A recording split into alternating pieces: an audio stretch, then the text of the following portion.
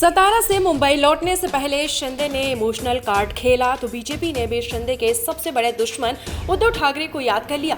अब ये तो साफ पता चल गया है कि सीएम पद नहीं मिलने के चलते शिंदे बीजेपी से कहीं न कहीं खफा है।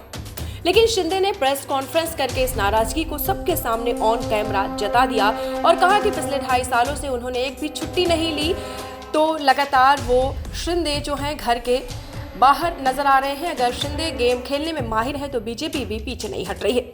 मीडिया रिपोर्ट्स की माने तो महाराष्ट्र बीजेपी के एक सीनियर नेता ने महायुति में उद्धव ठाकरे की वापसी के संकेत दे दिए हैं।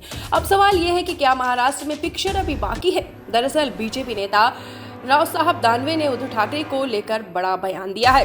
दानवे ने कहा है कि 5 तारीख को सीएम का शपथ ग्रहण समारोह है। पहले विधायक दल की बैठक होगी, नेता चुना जाएगा और फिर आपको बताते चले मुख्यमंत्री पद के उम्मीदवारों की घोषणा की जाएगी। इस बीच दानवे ने उद्धव को याद करते हुए कहा कि अगर शिवसेना कांग्रेस और एनसीपी के साथ नहीं जाती तो हम ज्यादा सीटें जीतते, क्योंकि 14 से 19 तक सरकार चली है। दानवे ने कहा है कि अगर उद्धव ठाकरे हमारे साथ होते तो हमें आज मिले बहुमत से भी बहुत ज्यादा बहुमत मिलता। अब दानवे अपने बयान के जरिए क्या मैसेज देना चाहते हैं ये किसी को नहीं पता, लेकिन उनके इस बयान से उन अफवाहों को जरूर हवा मिल गई है, जिसमें कहा जा रहा है कि अगर शिंदे बीजेपी की बात नहीं मानते तो उद्धव ठाकरे की महायुति में फिर से एंट्री हो सकती है। ऐसी चर्चाएं तो पहले से भी चल रही हैं। बीजेपी उद्धव ठाकरे के संपर्क में है और अगर एकनाथ शिंदे इसी तरीके से गृह विभाग पर अड़े तो बीजेपी उनके बिना ही सरकार बना लेगी। इन दावों के मुताबिक अगर शिंदे ने धोखा दिया तो बीजेपी आदित्य ठाकरे को डिप्टी सीएम का पद भी ऑफर कर सकती है। बता दें कि इस बार के चुनाव में उद्धव ठाकरे की पार्टी ने 20 सीटें जीती। खास बात यह है कि अघाड़ी खेमे में शिवसेना उद्धव गुट सीटों के लिहाज से सबसे बड़ी पार्टी है। कुछ मीडिया रिपोर्ट्स के मुताबिक चुनाव में हार के बाद अघाड़ी खेमे के भीतर असंतोष काफी ज्यादा बढ़ गया है। कहा जा रहा है कि उद्धव के 20 विधायकों ने शीर्ष नेतृत्व से अलायंस छोड़ने के लिए आग्रह किया है। मतलब उद्धव के एमएलए भी चाहते हैं कि वे कांग्रेस और एनसीपी शरद पवार गुट से अपना नाता तोड़ें। हालांकि उद्धव की तरफ से इस मसले पर कोई प्रतिक्रिया तो सामने नहीं आई है, लेकिन उद्धव ने शिंदे को लेकर एक तंज जरूर कसा है,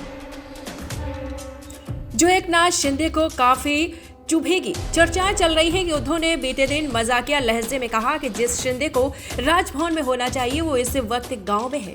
अब जाहिर है कि इस वक्त जब शिंदे के हाथ में ना तो सीएम पद है और ना ही गृह मंत्रालय का कोई भी पद है, ऐसे में उद्धव का ये तंज उनके जले पर नमक छिड़कने के बराबर है। अब सवाल ये है कि क्या उद्धव अखाड़ी खेमे का साथ सच में छोड़ सकते हैं। ठाकरे गुट के नेताओं का कहना है कि एमबीए में होने के कारण पार्टी की हिंदुत्ववादी छवि पर नेगेटिव असर पड़ा है। इसका असर बीएमसी चुनाव पर पड़ सकता है। गौरतलब है कि विधानसभा में सिर्फ 20 सीटों पर सिमटने के बाद महाराष्ट्र की सियासत में उद्धव ठाकरे अस्तित्व की लड़ाई लड़ रहे हैं। अगर देश की सबसे धनी नगर पालिका बीएमसी की सत्ता यूबीटी के हाथ से फिसली तो पार्टी ग्राउंड लेवल पर बिखर जाएगी। अगले साल फरवरी में बीएमसी चुनाव होने की संभावना है। अगर उद्धव ठाकरे कांग्रेस और शरद पवार के साथ बने रहें तो शिवसेना के ट्रेडिशनल वोटर भड़क सकते हैं।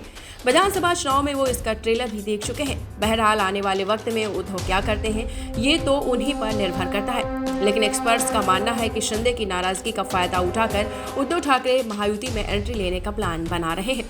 इस बीच आपको ये भी बता दें कि ऑन कैमरा शिंदे इमोशनल नजर आए।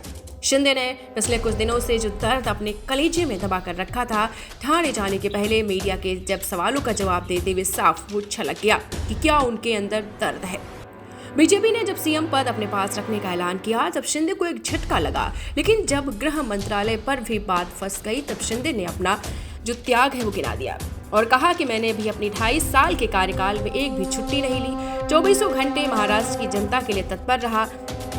आपको बता दें कि जब वो ठाणे पहुंच चुके हैं तो उनका साफ तौर पर कहना है कि अब वो नेताओं से नहीं मिलेंगे, अपने वो कार्यकर्ताओं से मिलेंगे और वो कार्यकर्ताओं से बैठकर विचार विमर्श करेंगे। लेकिन एक बात जरूर है कि वो इमोशनल नजर जरूर आए हैं। पढ़ते रहिए fight against criminal daily newspaper.